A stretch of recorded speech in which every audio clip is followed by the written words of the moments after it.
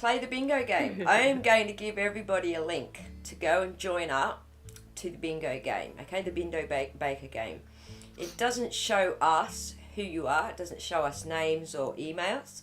What it shows us is just your card. And so when we are on the play screen, the bingo play screen, which I've created in another screen, another scene I should say, all the cards will show up on the screen. And then the question, the hint that I'm going to give you, so in bingo you call out a number, instead I'm going to call out a hint. And as you're looking at the straw man card here, you see the name of the fallacy and then the description of the fallacy. So the hints will be the description. And what we need to do to play the game is match the description to the fallacy and then mark it off on your bingo card. So that's how we're going to play the bingo game. So hi Eddie, thanks for joining us. And this is Allie, you're hearing on audio with us today. Hello. As I said, the camera thing and the audio thing was a bit of a mess today, so still getting there with that sort of stuff.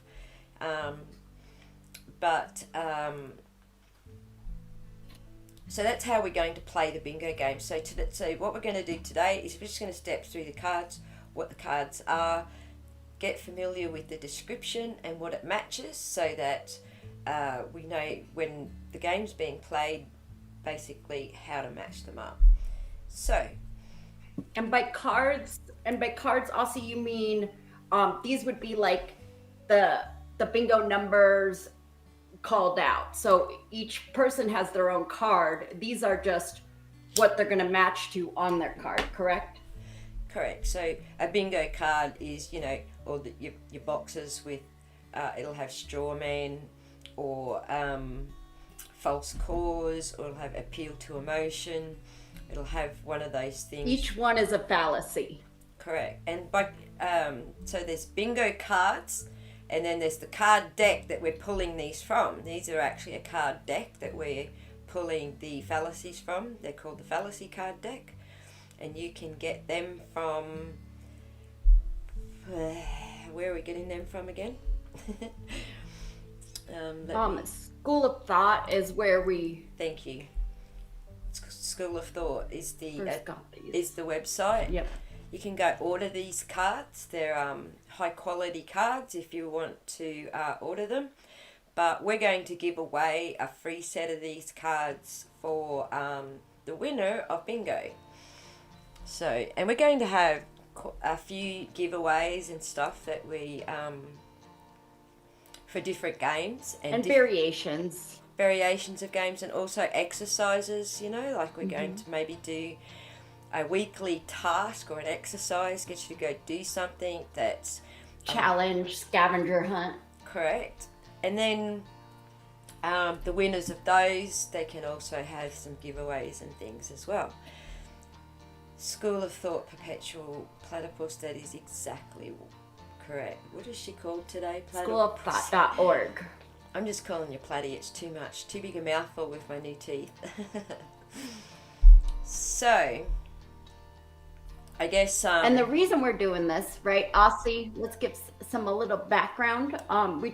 We think awesome. Some critical thinking is a little more... it's good to practice. It's exercising your brain. That way we can each get better at recognizing these sorts of arguments or positions when we see them, and make better decisions in our life of who to trust or who to vote for or which side to take in an argument, and to form our own arguments better. And the idea is that we should, as adults and in living in this world, you got to practice these things because you do become rusty. So right now we're kind of going over just some basic fallacies. And the idea here is like, we're all just starting from zero, really. I mean, it doesn't matter how much you know or not. We're all kind of going to go over what these are, and everybody has an equal opportunity to win because it's all by chance of what's on your bingo card. So the idea is to just get better at flexing these muscles in your brain and practicing this so that you can make better decisions in your life and, you know, see things a little clearer when somebody's maybe making an argument that isn't relevant or substantial in your mind. You're able to understand why. Right, that's exactly it. And so together we're gonna, you know, learn how to spot manipulation, dodgy logic, propaganda and persuasion techniques. They're not just used by other YouTubers, they're used by advertisers, politicians, the media, and even our own brains. So your parents. Yep. And just as a note, I am far from an expert in any of these topics. So I'm learning along with you Same guys. here. Same with Allie. And I think Yep. I have as a disclosure, I have a distinct disadvantage because I'm Asperger's. And so spotting human behaviours by watching the interaction doesn't necessarily click in my head. So this is good exercise for people on the spectrum, and probably for everyone, really. Right.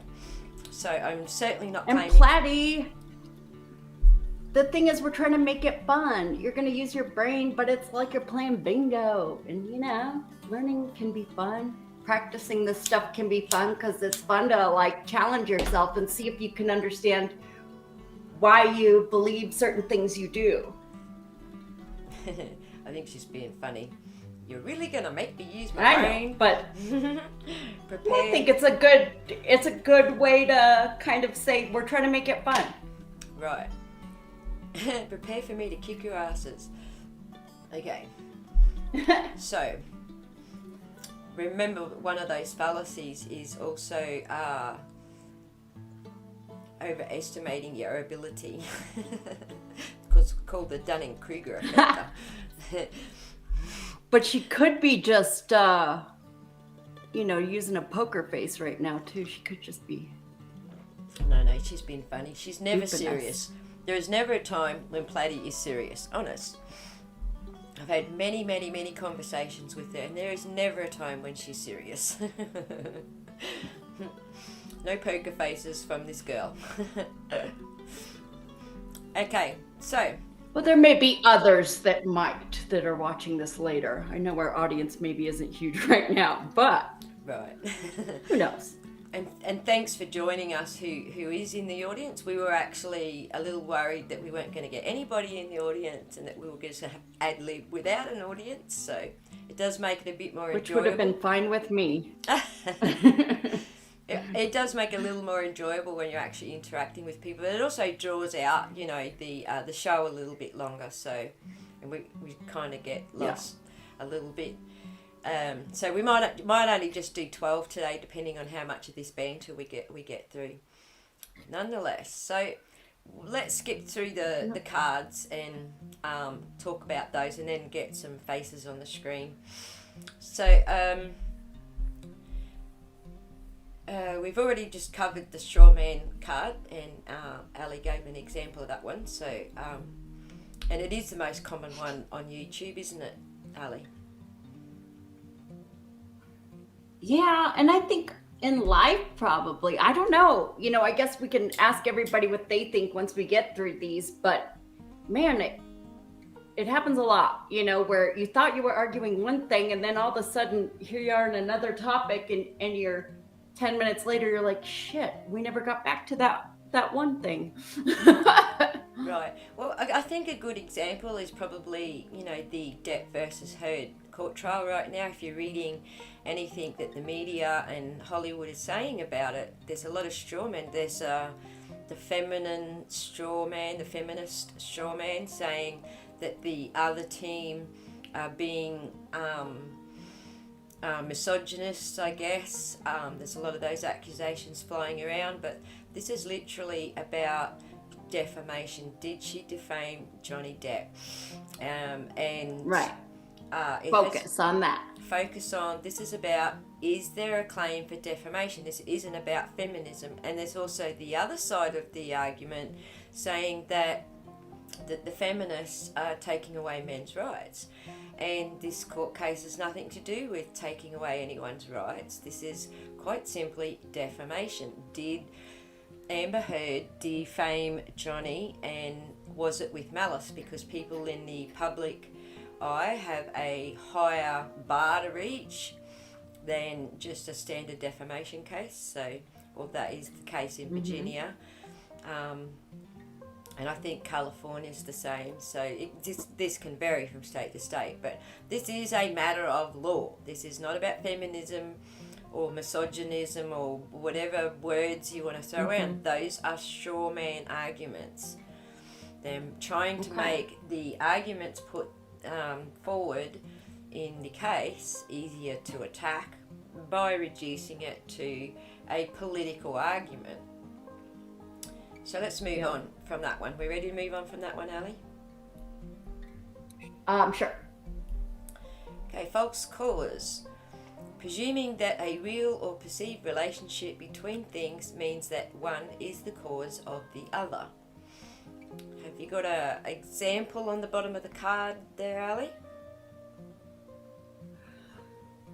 Yeah, we can talk about like so one example that's kind of a generic example would be like if someone was pointing to a fancy chart of how temperatures have been rising over the past few centuries, but at the same time the numbers of pirates have been decreasing, thus pirates cool the world and global warming is a hoax.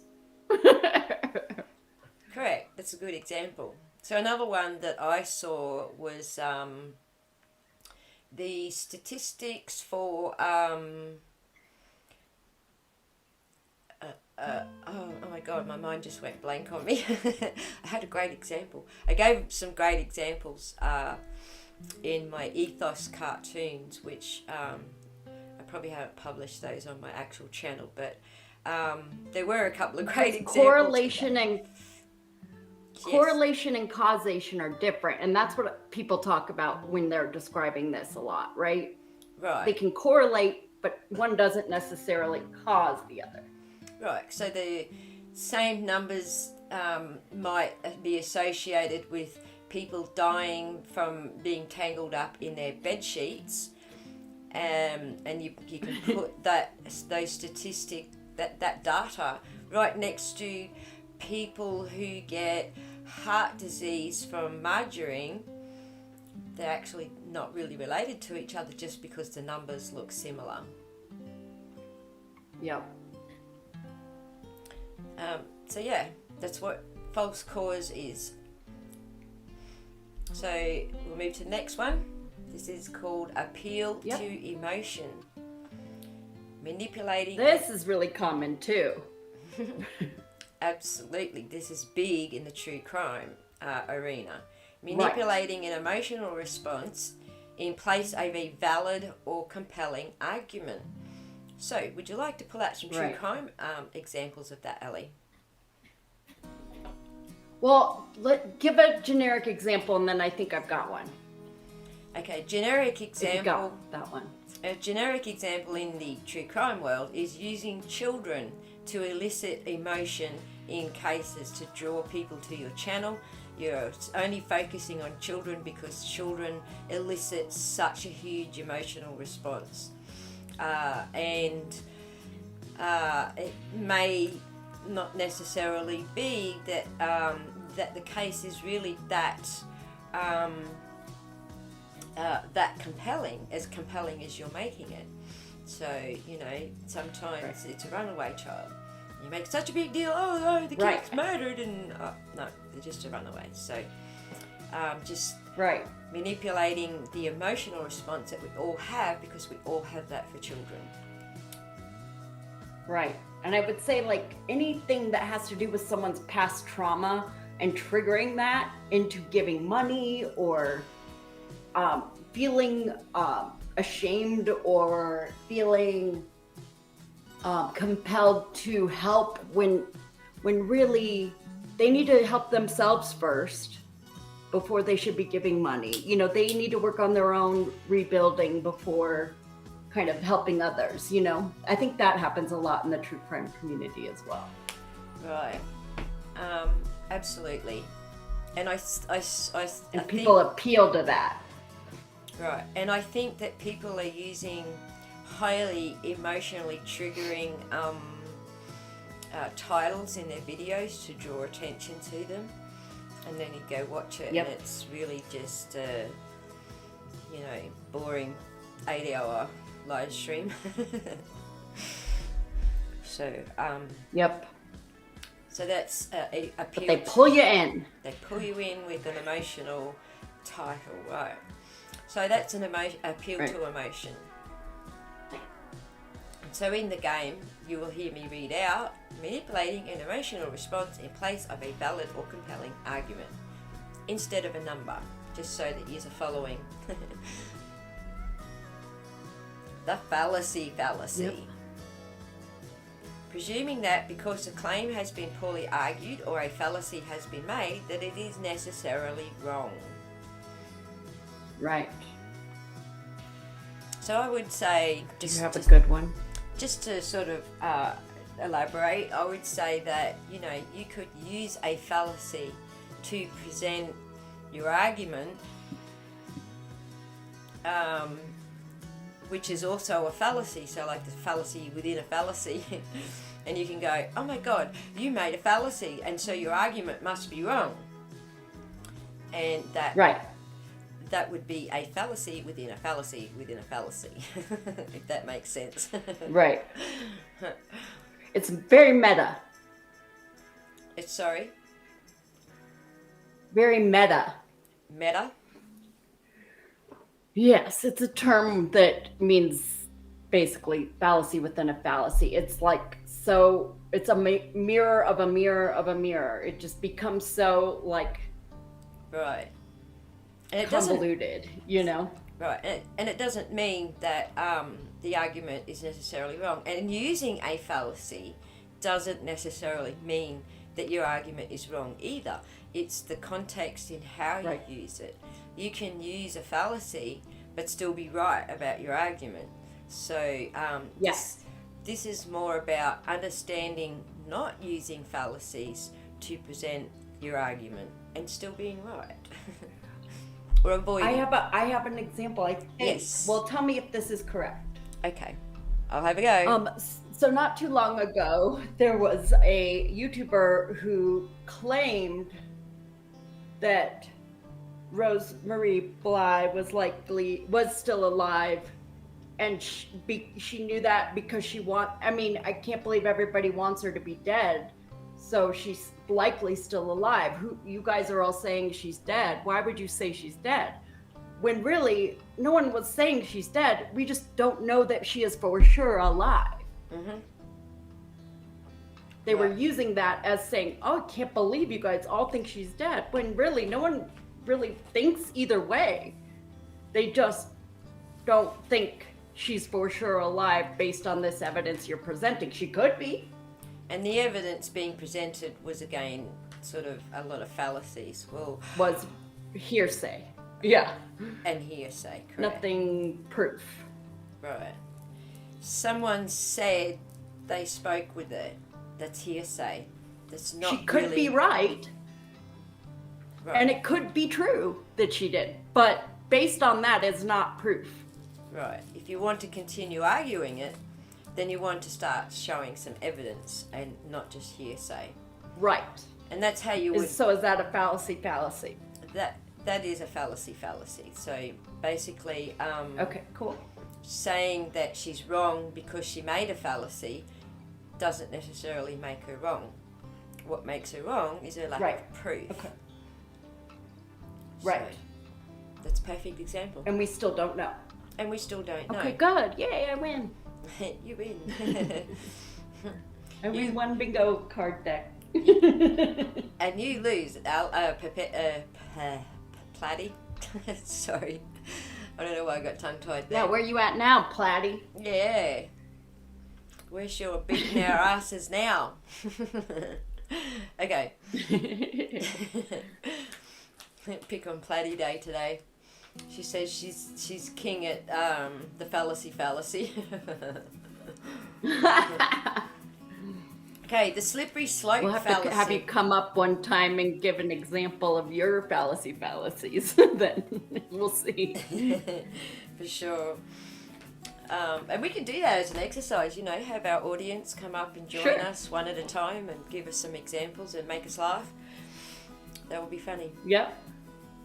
Because, you know, I'm quite sick of things being, you know, acidic and nasty and, you know, backstabbing and all that sort of stuff. We need some fun in our lives. Yeah, there might be some funny examples of, oh, my uncle always uses this one on Thanksgiving when he's talking about XYZ, you know, and that really helps people understand it in that relational context. And I think that can be helpful to gain a better understanding of these.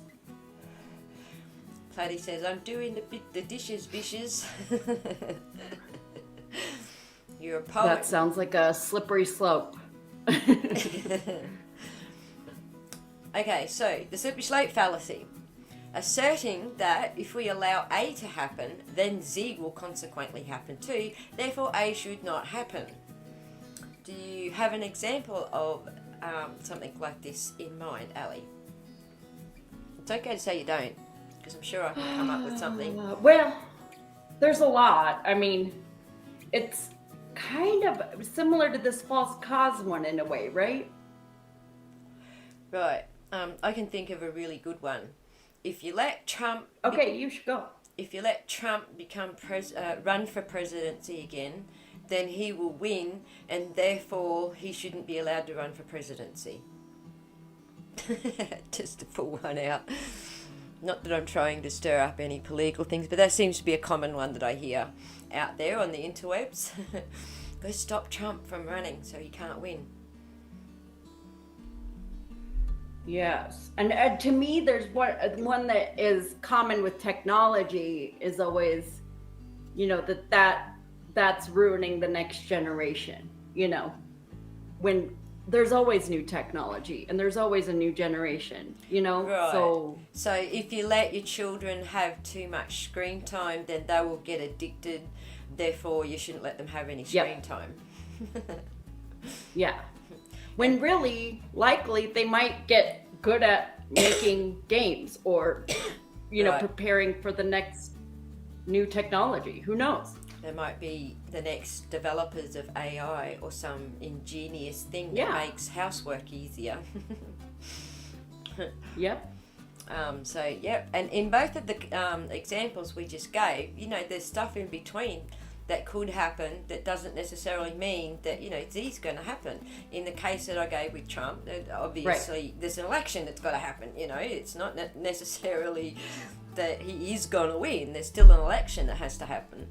And in the case that example that Allie gave, you know, as we finished saying, you know, the child could actually become very, very good at programming. So that does take, you know, it's not necessarily going to ruin that generation. Like, you know, they will have you believe that, oh God, you know, there goes the neighborhood. Well, when you think about in history, there's always new technology, you know, and there's always more screen time, radio time, whatever it was. Right. And if it wasn't for us computer geeks who sit on our computers all the time, you wouldn't have email, for example, like the dude who wrote email. Right. You know, he was and YouTube, man. And YouTube. Excuse me. It's a good thing someone spent some time with screens, you know? Texting, phone apps, you know, this all takes screen time. So there are some good things that come from it, and we're quite happy to use those things. So, exactly. Ad hominem. Now, this is a very popular one. Very popular on YouTube, everywhere. Oh my gosh, yeah. Attacking your opponent's character or personal traits in an attempt to undermine their argument.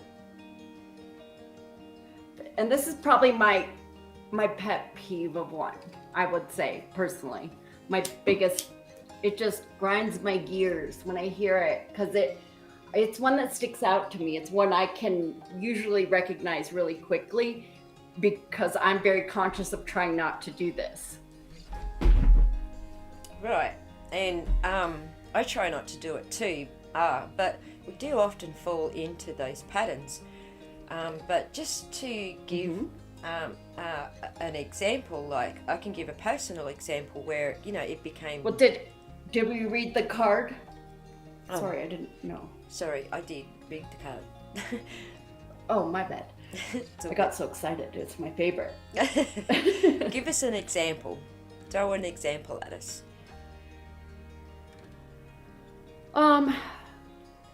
Well, like when, to me, okay, so one that stands out to me is when Bullhorn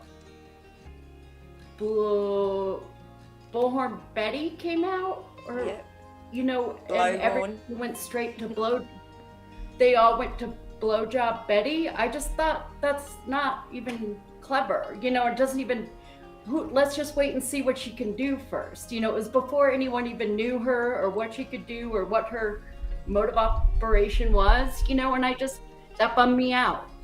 And that's an ad hominem attack. Right. Blowhorn was, and blowjob and everything. It was undermining her character to so that no one would listen to her. Yeah. And that was too bad, I think, because selling her short.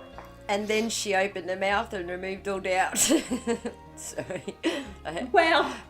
She had other issues, but you know, it's just too bad that it has to even, you know, it just seems childish to me. I think that's why I don't like it. Yeah. It just seems petty. I have a far more sort of serious example that happened to us, and so my son had a car accident, and before his court case even came up, the newspaper printed on the front page of the local newspaper that it was hoons that caused the accident. Hoons I don't know if you use that term in America, but hoons just means like racing your cars, like car racing and street racing and drifting and stuff like that. It's a pejorative term. Sorry? A pejorative term or a negative description. Absolutely. And it insinuated that he was guilty of hooning, when in actual fact it was just it was negligent driving. It was quite simply his phone, he went to turn a corner and his phone flew off the dash and was heading out the window, and he went to reach and grab it while he was turning the corner, and he lost control of the car. So it was quite simply an accident. Yeah. But the newspaper published an ad hominem hit piece saying that he was 18 and he was a hoon. Yeah. And so he hadn't even been put before a judge yet, and so that was prejudicial to a potential jury, a trial, and whatever. So it was actually prejudicial in the damaging sense. It was prejudicial that we couldn't get a solicitor to represent him in court because nobody was going to go near him after that was published. So it prevented us from getting a lawyer to represent him. And I would say you're right. That is totally more serious. But in a way, I got to make another point about that blowjob Betty thing. To me, if you let things like that go and you think that's funny, when you sexualize a woman for being assertive and a loudmouth like that, it actually hurts all women, you know, and it's a deeper thing. So to me, I didn't take it there, but I want to, because that's the point of this. You know, it's like, it may seem like a silly attack, or for your case, it seemed very serious. And it may be a joke to some people to call her blowjob Betty, but really when you think about it, it's damaging to like sexualize someone really like that. I think it just hurts all women. Which sets us back, you know? Which is why I preferred the term blowhorn. Because I didn't like the sexualized term either. So I don't either. It's not okay. It's not funny to me. You know, it's like, all right. Yeah. And so childish. But you can go, we're having this big argument, just to add some more examples, we're having this big argument and it's like, well, you're an alcoholic. which has nothing to do with the argument. And you're ugly, and you stink. Yeah. Right. Has nothing to do with your argument. It's just attacking the character. Now, what's happening in the Johnny Depp versus Amber Heard trial is exactly that. They are attacking his character. They're saying because he drinks and takes drugs that he is necessarily... And he lied. Sorry? And if he lied once, they're saying he's a liar, he's abusive, right? They haven't... They're not trying to say he's a liar. They're just trying to say because you're a drunk, because you're a drug addict, you must necessarily therefore be a abuser. And that isn't the case. You know, I know a lot of drunks and drug addicts who don't abuse. They abuse the drugs and the alcohol, but then they sit at home and they don't go near anybody. Or they just wipe themselves I guess the one out day, and they pass out like there's nothing. The one day I watched, he had lied on some form about not doing drugs. So it had to do with drugs, I guess. So you're right. Right. Well, they didn't actually prove that. They said he lied, but he didn't actually lie on that form. That's the point. Exactly. That is They're the point. attacking his character. And they don't actually have any proof that he lied. They tried to there's a lot of things going on there, so I'm not even going to get into it, but that was a very good example. Yeah, framing it. Framing it. Yep, exactly. So, but the argument, the actual argument is, did Amber Heard lie when she wrote the op-ed? And it's defamation. That's the argument. We don't, all these other things kind of aren't relevant, right? Attacking his character isn't relevant. One of the things that if anybody... That's what I'm saying. Yep. Anybody who knows Johnny Depp has watched his interviews, has followed any of his work, and, you know, his what was the word I was looking for the other day, Allie? His, when he does a preliminary sort of interview for a movie. I forget what that's called. His director's cut. Yeah, but that's the thing is, I'm not supposed to bring that stuff in. I'm only supposed to judge on the argument made. So that's why none of that stuff should matter, right? So what I was saying was anyone who knows his character understands where the attacking his character is not dealing with the actual argument being made. That Sure. And so there's more people supporting, you know, because they know his character. They know that these are just character attacks. Right.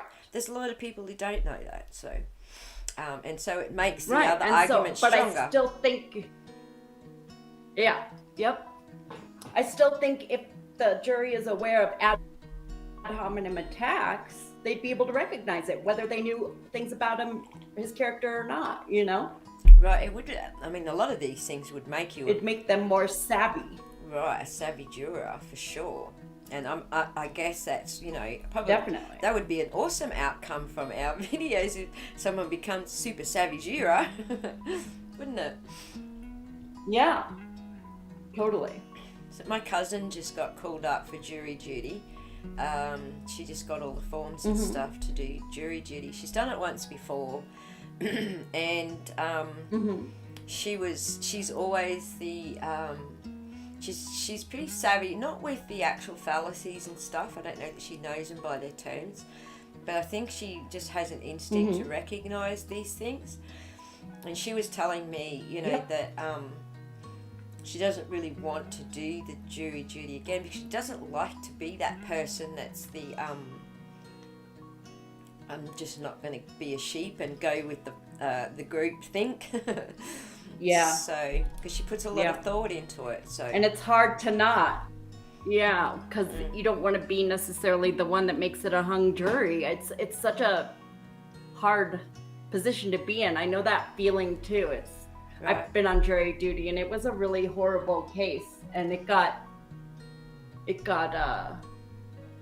was a mistrial before we had to decide, and I was grateful because it was about somebody abusing somebody else's child, and it was awful.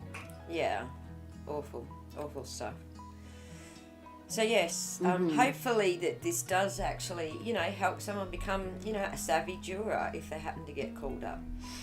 So we'll move on. And be able to argue to the others why they find the error in this argument. Right? It could be helpful. Right, absolutely. And being able to do that argument without actually descending into a battle, into an all-out, emotional blowdown. It's going to be key, especially in a jury. That's something you and I have discussed a bunch. That's why we wanted to do this, is because we don't want it to get ugly. There's ways to just find the error in the argument without attacking someone's character, right? Right, because there's two ways you can go about an argument. You can end it by agreeing to disagree. That's fine. Or if you really want to put your point across and have your point heard, then you need to argue your point sensibly that isn't going to put the other person offside, and not use ad hominem attacks against them and all these other fallacies to bring their argument down, but to argue your point better so that it's getting across. They don't have to agree with it. And the point that you're having the argument is you still don't have to agree. You have just heard what the other person has to say. Yes. Okay. You see the strengths and weaknesses of each other's argument. And I think you and I have talked about being able to switch sides and seeing it from the other side. Right, and that's a very difficult thing to do. And it's a task we will set our audience to at some stage, getting you to switch sides. Yeah. So stay tuned for that one. So we'll move on to the next. Yeah, Platty. Yeah, Platty. Okay, so you'll notice along the ways we're using a lot of Latin terms, and that is because these all come from philosophy, eras of philosophy, and so law and Latin terms play a lot into law and a lot of philosophy. So tuquoque is also another Latin term, along with ad hominem. Tuquoque, avoiding having to engage with criticism by turning it back on the accuser or answering criticism with criticism. So, do you want to throw an example of that one at us? It's okay if you don't have one. I'll let you go. Answering criticism with criticism. Let me think about that. So, is that the whataboutism? That's the whataboutism, exactly. Pretty sure it is whataboutism. Okay. So, Barry Morphew had one. Okay, cool. Go for it. He said he voted, so he's still going to be held accountable for his voter fraud, where he voted for Suzanne even though she was missing. Barry Morphew, if you don't know, if you're not familiar with the case, I know you are, Aussie, but others, he's accused of killing his wife Suzanne in Salida, Colorado on Mother's Day 2020. And he actually the case was just dismissed with prejudice, so it could be taken on again without fear of double jeopardy. Anyway, that's a big long case discussion we could go into. We will be going into more too as well, but the thing that isn't dropped is his voting for his missing wife after she was missing for Trump. And he said that the reason he did this was because A, he knew Suzanne was going to vote for Trump, so he just voted for her, and B, the other side's doing it. So. Right. And the other side's doing it is he's being criticized for doing something wrong, and then he's replying by saying, well, everyone else does it, which is criticism, answering criticism with criticism. Another thing, just to bring it back to a simple thing, we're arguing about, let's say we're arguing about the Johnny Depp trial, and I say, well, she's got cheek implants, and then you're like, well, you've got boob implants. So Okay, yeah, I guess. So I guess neither one is a good argument there, though. right. Well, in the has she got bruised, swollen cheeks sort of argument, Right. You would say, yeah, but she's got cheek implants, and so that addresses the.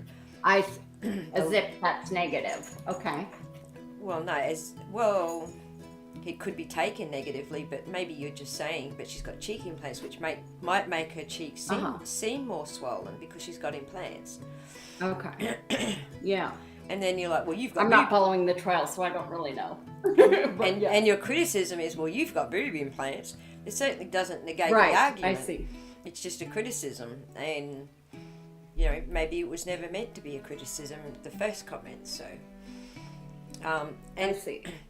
Also, just to put it out there with the audience, as I started out saying, neither Allie nor I are experts at these things. So if we have something wrong or we've got a fallacy mixed up, please do speak up and say, well, hang on, that's not quite that fallacy. That might be this fallacy or whatever. So please do correct us if you have examples. Hit us with examples as well if you're still following along. Or questions. Right. So we'll move on to the next one. Personal incredulity. Saying that because one finds something difficult to understand, that it's therefore not true. We could use fallacies for that. I don't get fallacies, therefore that isn't true. Yes. Yeah. Or global warming. Yep, there is a science to that, and if you don't get the science, then you can claim that it's not true. So, I mean, we've got one here in Australia, which I laugh at all the time, is that we don't have the facilities to recharge our cars here, and they're just always going to go flat. The batteries are always going to go flat, and so we're never going to have, we just don't have those facilities. So putting aside the fact that we can install those facilities, let's just take it on today's standard. We don't have those facilities. I'm sure America does, but we don't. Then what about the cars that recharge themselves? There's a lot of those. They're called hybrid, I think they're called hybrids. They are a tad more expensive right now, but they recharge themselves. So whilst your wheels are turning, it's putting power back into your battery system, and there is no point where you actually have to recharge it. So, and my landlord had just bought one of those cars, so I know he doesn't have to plug it in when he's parked up at night. The speed factor is another fallacy. Oh, you can't drive as fast. Well, all of our roads have a speed limit. You can't drive fast anyway. So that's not really a valid argument, but to say that these vehicles aren't capable because, it's incredulous to you that they could be capable doesn't necessarily make it true. I see. Yeah. That's a good one. That's one I don't pick up quickly, and I hope to get better at. That's good. Yeah. Oh my God, I just can't believe it. So therefore it can't be true. Can't believe Johnny Depp would bash Amber Heard, so therefore it can't be true. Or I don't believe that Amber Heard could bash Johnny, and therefore it can't be true. So or you've never heard of certain technology or certain thing in history, therefore it's not true. Correct. All right, moving on. Yep. Special pleading. Moving the goalposts to create exceptions when a claim is shown to be false. Well, there's a lot of that happening in the Depp versus Heard trial. There's a lot of moving the goalposts. Do you have any examples? Go for it. Oh, okay. Sounds like you do. Well, geez, like we're in day 10 of the trial, and I think there's been several of them every day, and so several witnesses have claimed that they saw Amber Heard the day that she was supposedly abused, after the abuse was supposedly happened, and the next day, and to negate to move the goalposts, they're like, do you know what brand of makeup Amber Heard uses? Do you know what brand of cover-up she uses? Do you know what colour her lipstick is? Do you know what brand of mascara she uses? That has nothing to do with the fact that the person who was talking to her did not notice anything different about her face. Now, when you say I didn't notice anything different, let's say you see her every day, like the butler and the dude at the building, the doorman at the building. You see her every day, so you see her without makeup. When you do see her with makeup, that's different, right? That is something different. So if you're saying I didn't see anything different, you're saying I normally see her at home without makeup, and so there was nothing different. So to move the goalpost and go, do you know what makeup she wears? Well, who cares what brand of makeup she wears? What has the brand got to do with anything? You could just simply ask, was she wearing makeup or not? And that would be a yes or no answer, or I didn't notice answer. However, they're moving the goalpost by saying, what brand was she wearing? Was it this brand? Was it that brand? And like, guys don't know what brands. How many guys do you know actually know any brands of makeup, really? I mean, they were asking about specific brands. So that was moving the goalposts because she was seen without any marks on her face. So that was that was the best example I can sort of draw off the top of my head. There was hundreds of them in this court case so far, but that's the best one. Do you have any? It's okay if you don't. We can move on. Like a psychic, was kind of a generic one. Oh yeah, that's a good one. Like just saying, well, they're not always right. Well, no one's always right. I mean, you can't just because they didn't get this one right. Yeah, but no one's always right. You know what I mean? Well, I think psychics is a very good one because they actually move the goalposts while they're doing a reading to trick you into thinking they're doing a reading. So, totally. So they might say, yes.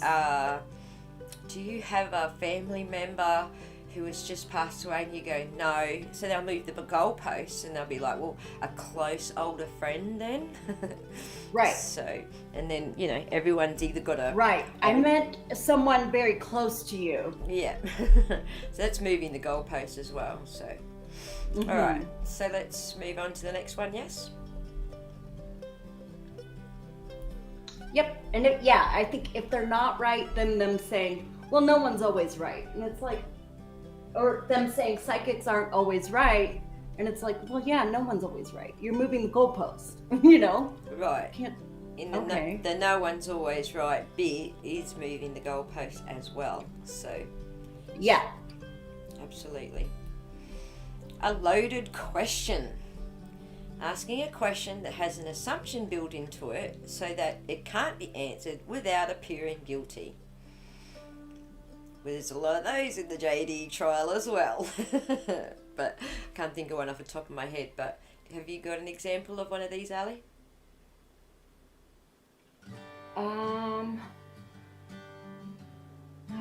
Asking a question.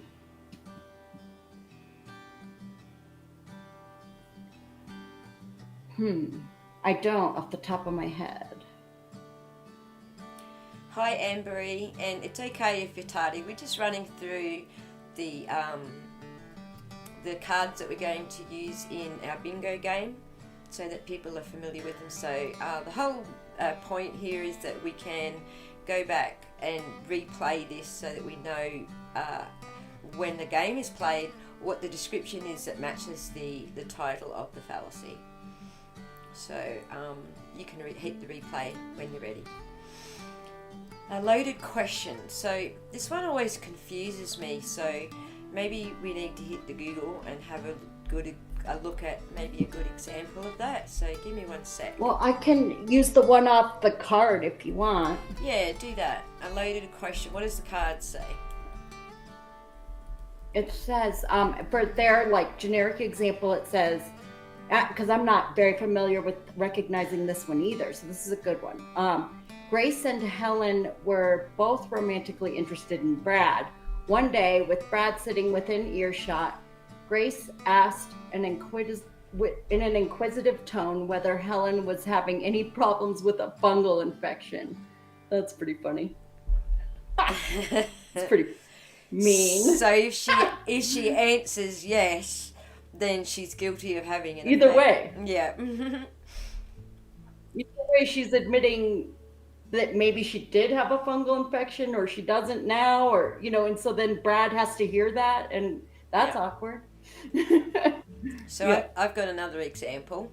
So, Okay. Allie, have you stopped mistreating your cat?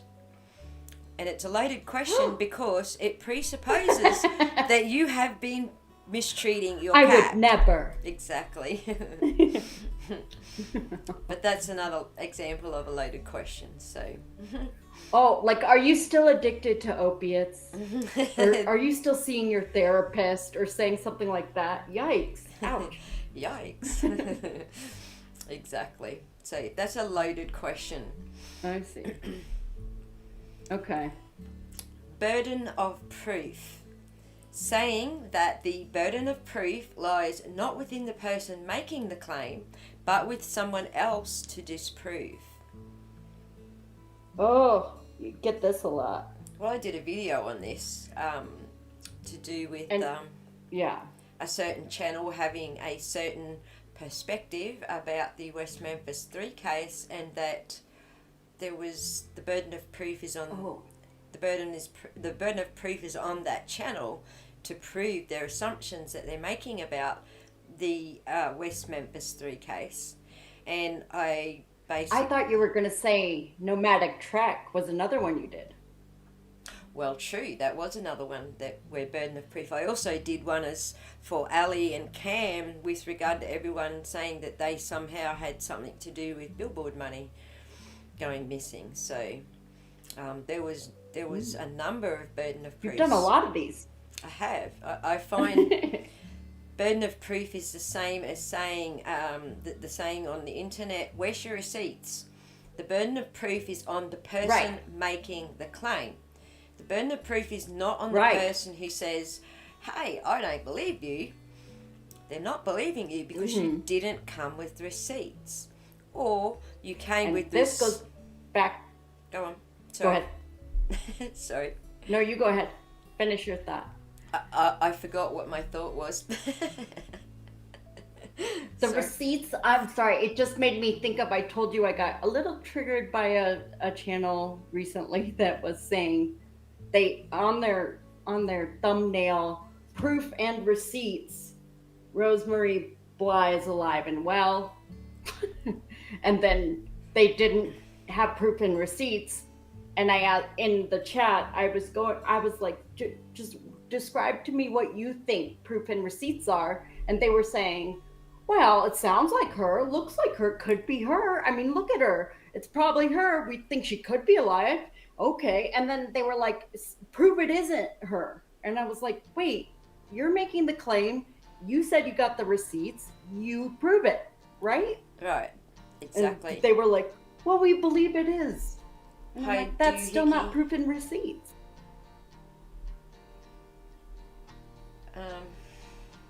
Can you see Doohickeys question? For some reason, my thingo is not wrapping.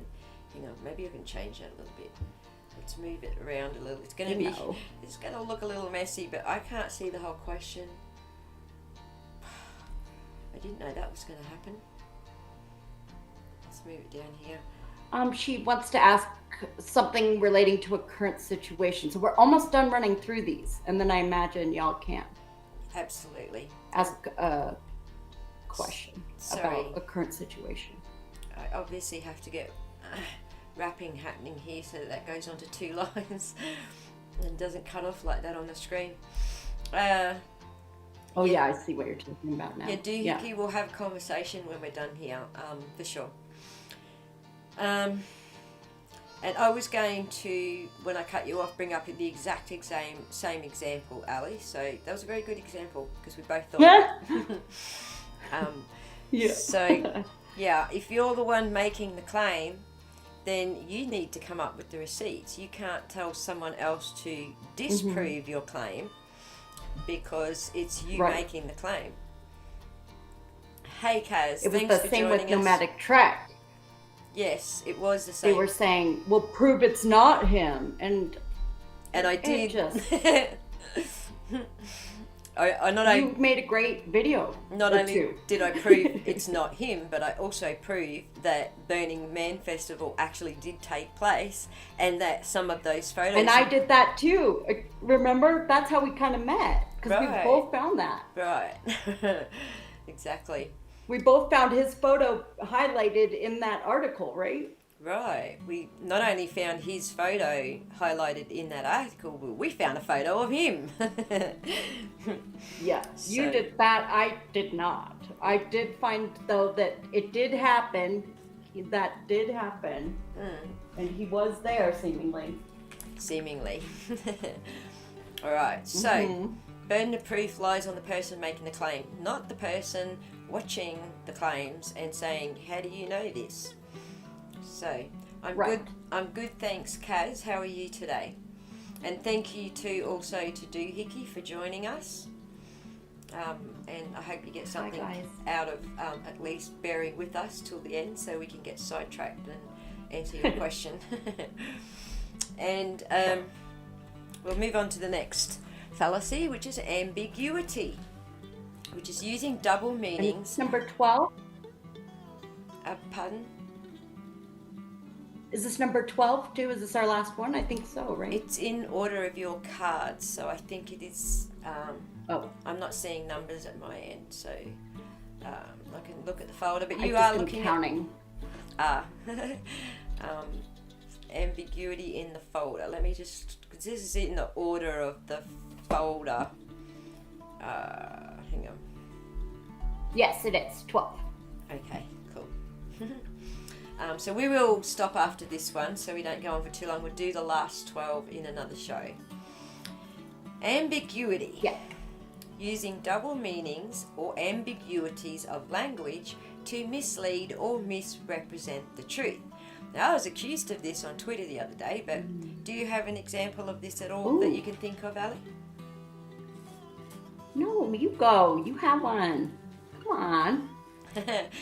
Well, I was accused of it, but I don't believe that I was doing it. So I wasn't using ambiguity to mislead or misrepresent. I basically said, this is to do, with the war. Was the other person, though? Well, I wasn't talking to anyone. It was just a post on my own Twitter. I basically posted... Oh, I'm thinking of something else then. Okay, go ahead. I just posted a comment saying, if you bleed red, I'm on your side, unless, of course, you are investing in the weapons industry. And then I'm not on your side, because, you'll bleed red, but I'm not on your side then. So, there was nothing ambiguous about that. I was saying I'm for all humans except the ones who make the weapons that kill people. That was really the only point that I was making. There was no ambiguity do you think there was any ambiguity? Just before I say there was none, might be just bias because it was my comment. No, I thought you were going to bring up another one that I do think they were being ambiguous and you were trying to clarify, right? Do you remember that one? I think that's the continuation. It was a picture. That's the continuation of this one. Oh yeah, the picture this is a continuation of it. So the reason I posted this was as a completely separate post where I was I got what do you call it? I got snowballed. I can explain it objective if you want. Yeah, I got the group think like everyone come down on me, bandwagon effect. And so I posted a separate comment on my own wall, which was kind of saying, if you bleed red, I'm on your side. And here's what you told me, though. This was all exactly triggered. What you're talking about. Right, it was all triggered by what Allie's going to describe. Go for it. I'll let you explain what I told you. It was an ambiguous, from my understanding, when you described it to me, it was, and I don't know all the details, but from what you described to me, it was a picture of some war act and it looked terrible, but it was pretty ambiguous. You didn't know who was who and what was what and when this was and where this was and who was fighting what and you know what I mean? It, to me, that's a very ambiguous, the way you described it was an ambiguous photo, and you asked some clarifying questions. And to me, that they were having that ambiguous misrepresentation of who was in the right and wrong, right? Right, because it was just a photo of some people lying on the ground. And a lot of assumptions were being made about who the people on the ground were. My question was, were they going towards this border or that border? Because if they were going towards that border, that wouldn't mean that wouldn't make them who you're saying they are. That would make them the other people who you're saying they're not. So and so to me, you were trying to almost pull apart this fallacy, like, hey, you can't just post this random photo and expect this ambiguous photo to mean something to everyone, the same thing, right? Right, exactly. And we also see so you were pulling it apart. Right, we see a lot of this happening in the Amber Heard and Johnny Depp trial, although there's not a lot of it yet. I am predicting she's on the trial. I think she's on the stand next week, so I'm predicting that this is what's going to happen next week. So you're going to see for example, a splash of wine on the wall, which is still wet and still dribbling, even though the supposed perpetrator did it 3 hours beforehand.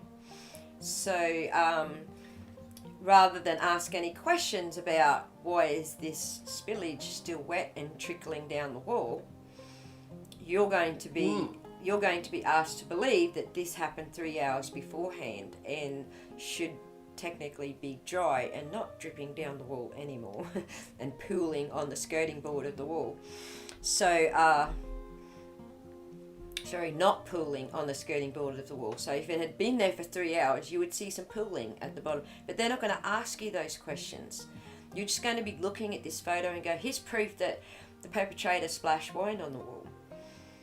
But the timestamp and the lack of pooling on the skirting board tells you differently. If you're looking closely, it tells you, no, this did not happen 3 hours beforehand. This happened just as this photo was taken. So there's there's always two meanings to every person's perspective.